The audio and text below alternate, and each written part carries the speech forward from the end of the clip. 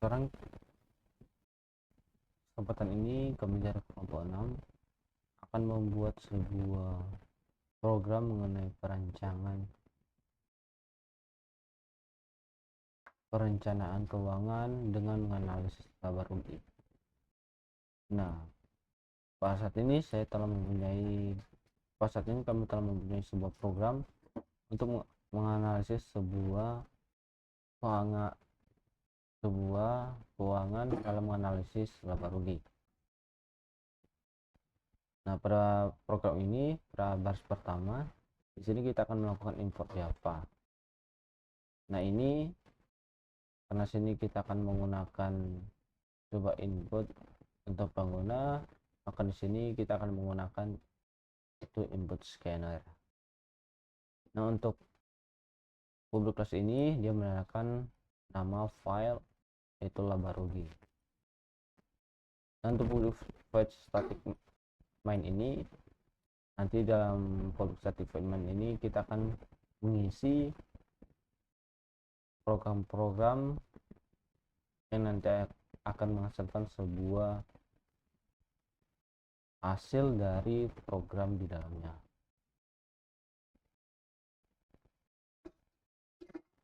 Untuk public static ini sebagai wadah yang dimana di dalam public static void main ini kita akan membuat program yang nantinya kita akan jalankan. Nah, di sini kita menggunakan input scanner,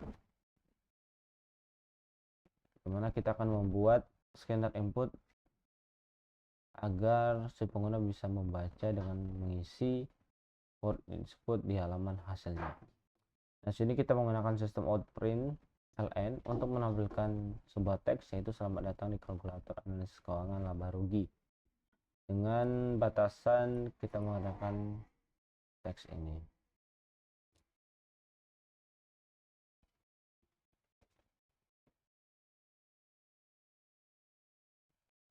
Di sini juga kita menggunakan input penjualan dan biaya. Di sini kita memberikan double penjualan untuk memberikan input kepada pengguna dengan masukkan nilai dari. Begitu juga dengan ini kita memberikan kepada pengguna untuk memasukkan biaya produksi dan juga memasukkan biaya overhead dan memasukkan biaya jual dari promosi dan juga memasukkan nilai biaya jual dan promosi, juga memasukkan biaya administrasi dan umum. Sekarang kita akan masukkan biaya pajak dari persentase dari laba rugi. Sekarang kita akan masukkan biaya pajak mengenai persentase dari laba bersih dalam bentuk persen. Di sini kita akan menggunakan input untuk masukkan hasil semua rata-rata dari laba bersih. Baik, saya akan melanjutkan pembahasan kode pada laba rugi, pada project laba rugi. Nah, di nomor ke-29 dari 29 ini, 2930, total biaya sama dengan biaya produksi tambah biaya overhead tambah biaya jual promosi tambah biaya umum. Nah, di sini total biaya dihitung dengan menjumlahkan beberapa komponen biaya, yaitu biaya produksi, biaya overhead, biaya jual promosi, dan biaya admin umum. Variabel total biaya itu menyimpan hasil perjumlahan. Nah, selanjutnya ada laba bersih. Selanjutnya di sini ada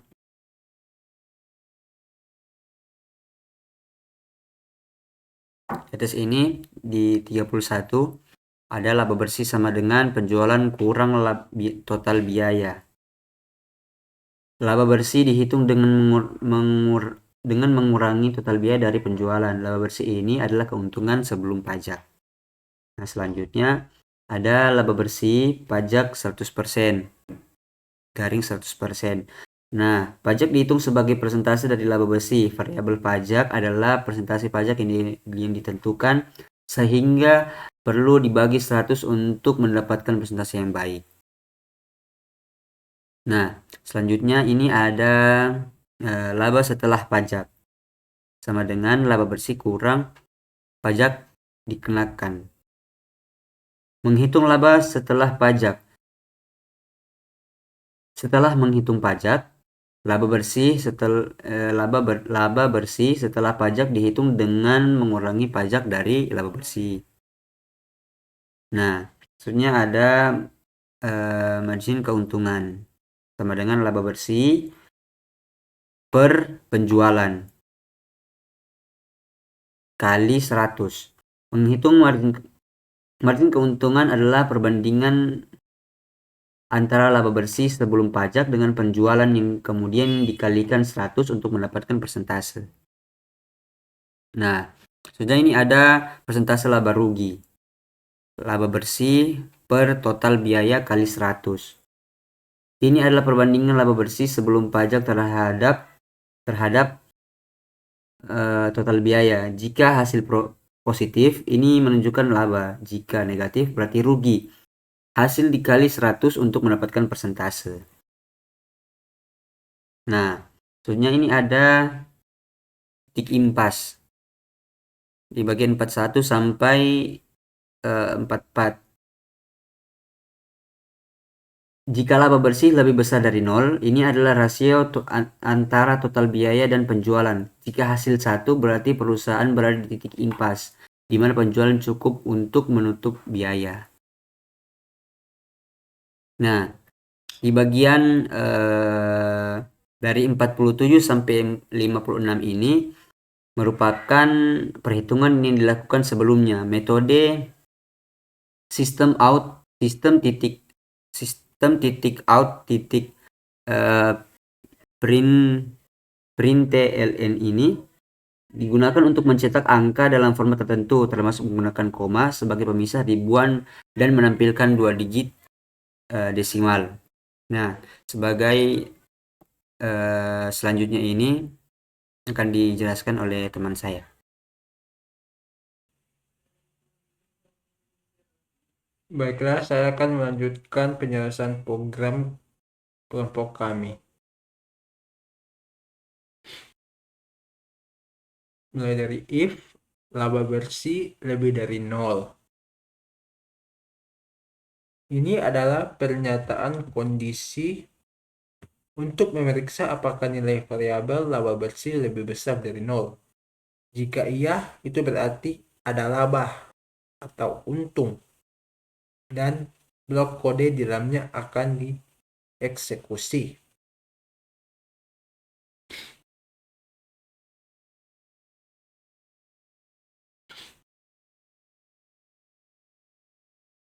Kemudian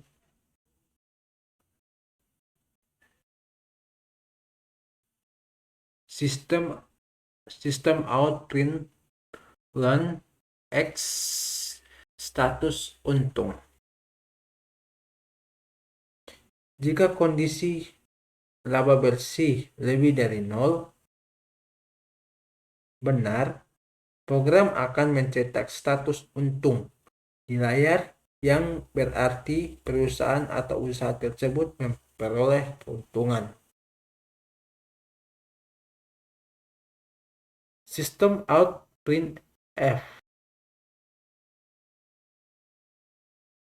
titik impas break even point modulus 2F modulus dari total penjualan break even point dikali 100. Baris ini menggunakan metode printf untuk mencetak format angka. Di sini variabel break even point dikalikan 100 untuk menampilkan presentasi dari titik impas atau break even point terhadap total penjualan. Format modulus kali 2F memastikan bahwa hasil yang ditampilkan memiliki 2 digit desimal. Modulus N adalah escape sequence untuk pindah baris atau new line. Else if laba bersih kurang dari 0. Ini adalah pernyataan else if yang memeriksa apakah nilai laba bersih kurang dari 0, yang berarti ada kerugian. Sistem out println status rugi. Jika kondisi laba bersih kurang dari 0 benar, program akan mencetak status rugi di layar mengidentifikasikan kerugian. Else. Ini adalah bagian else yang akan dieksekusi jika tidak ada kondisi if atau else if yang terpenuhi. Dalam hal ini, kondisi akan dieksekusi jika laba bersih sama dengan 0, yaitu tidak ada laba atau rugi. Break even point. System out.println status break even, tidak untung atau rugi.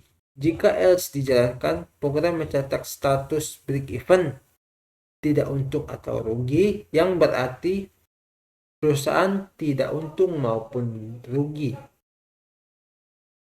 System out.println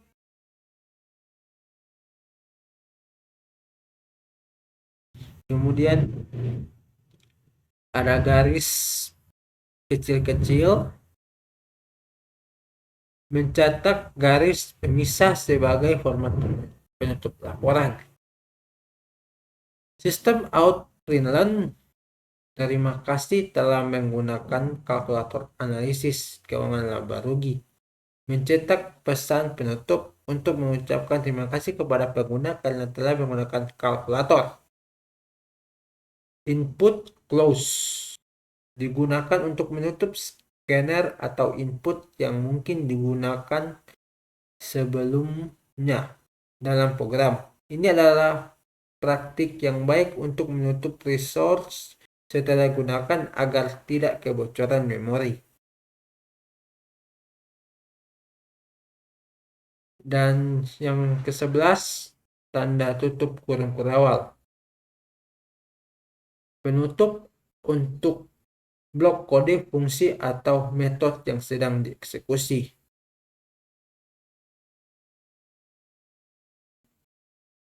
Oke, setelah penjelasan baris kodenya, saya akan mencoba untuk menjalankan program ini. Jika jalankan, maka terdapat perintah untuk memasukkan total penjualan. Saya akan menggunakan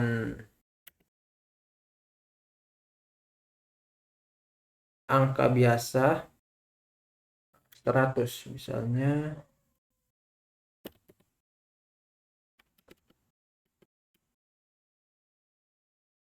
Maaf. Saya akan menggunakan angka biasa. Misalnya 100. Enter, masukkan biaya produksi. Biaya produksi misalnya 200.000.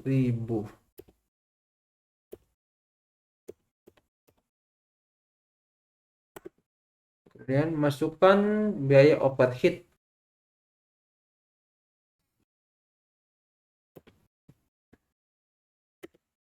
Misalnya 50.000. 2, 3. Kemudian biaya jual dan promosi.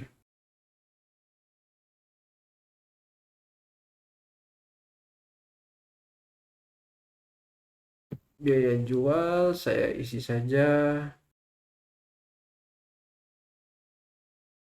100.000. Bukan. 50.000 saja. 1, 2, 3. masuk. Kemudian biaya administrasi dan umum 50.000.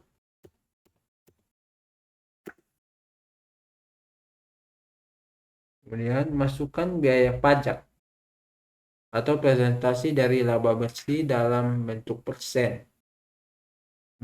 Kita masukkan saja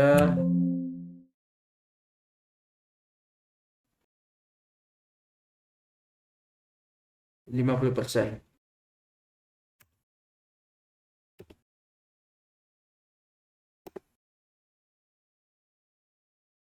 Statusnya keluar rugi dan terdapat pesan terima kasih telah menggunakan kalkulator analisis keuangan laba rugi. Oke, sekianlah presentasi dari kelompok kami. Dan sekali lagi, terima kasih.